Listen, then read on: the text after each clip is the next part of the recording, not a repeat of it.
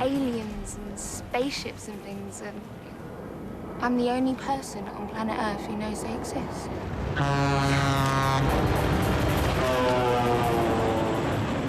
As discussions evolved with the mill, it became apparent that, yeah, they'd be great at flying the spaceship over London, they'd be great at bringing the spaceship towards Big Ben, but that moment of impact really, really did need to be done in miniatures.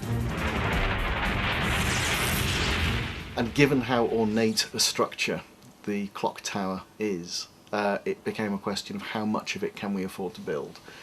And eventually we opted for doing just above to just below the clock face. So we're relatively tight in on it, so that the approach to the clock would be done by the mill, and then it's the wing slicing through.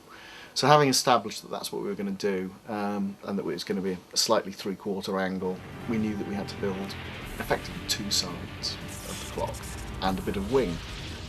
Big Ben itself, obviously we just built from scratch, and we built two of, so that we had two goes at it in case the first take went wrong.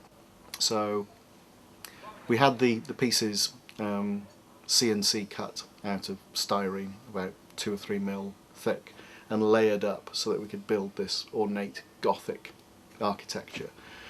Nick Cool then took silicon moulds off those originals and turned out multiples in plaster so that we could assemble up, you know, two faces on a corner, and that one of those faces that was going to get completely destroyed could be taken out and a second one bolted back in. The clock face is an interesting one because in real life it's made up of dozens upon dozens of individually cut pieces of glass, which we simply did not have the time and money to replicate.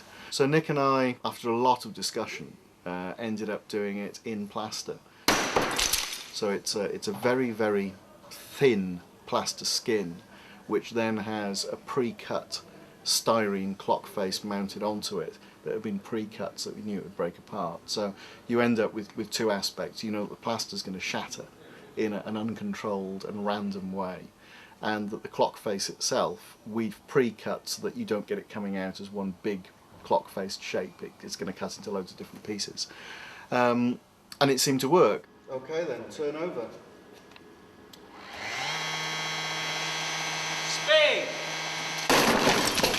Unfortunately, take one resulted in the clock face falling out as one piece, and that made it an unusable take.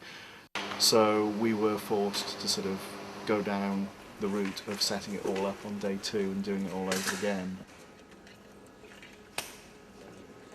Turn over. Speed!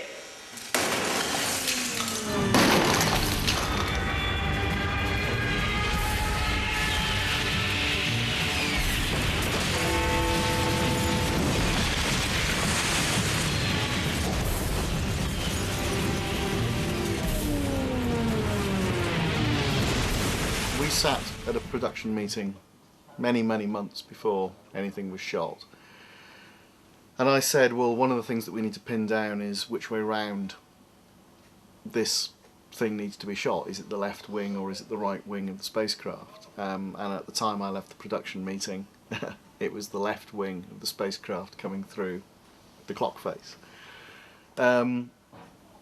Things happen in television, you know, months down the line when the sequence is being edited together and when the CG is being put in. Obviously it looked better approaching from the other way, and suddenly it was the right wing that was needed. So unfortunately the shot has had to be flopped.